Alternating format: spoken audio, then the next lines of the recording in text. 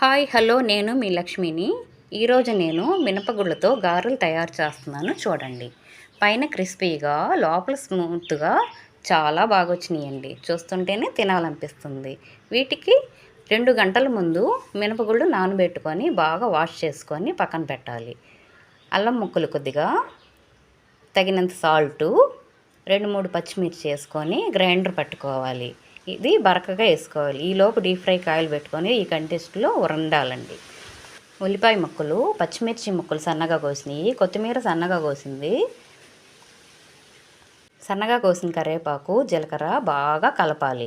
కలిపిన తర్వాత ప్రతి గారెకి తడి చేసుకుంటూ బాగా రౌండ్గా బాల్ చేసుకొని ఒక్కొక్క గారె ఒత్తుకొని ఆయిల్లోకి వేసుకుంటూ ఉండాలి.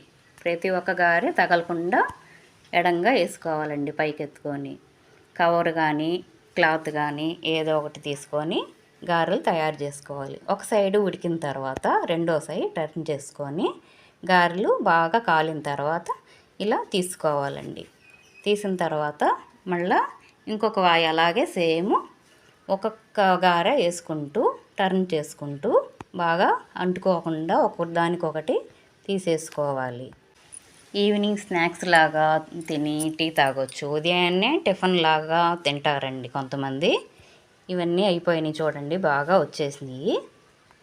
మీరు నా ఛానల్ కొత్తగా చూసినట్టయితే లైకు, షేరు, కామెంట్ మాత్రం తప్పకుండా చేసుకోండి. సబ్స్క్రైబ్ చేసుకోవటం మాత్రం మర్చిపోబాకండి.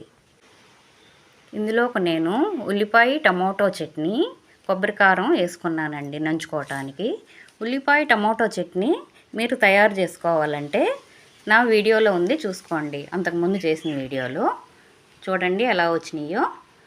ఇవి కూడా రావా అనుకోబాకండి, కొంతమందికి రాని వాళ్ళకి తయారు చేసుకోవచ్చు. ఇంతేనండి. చూసారా ఎలా వస్తున్నాయో తుంచుతుంటే. Thank you. Bye bye.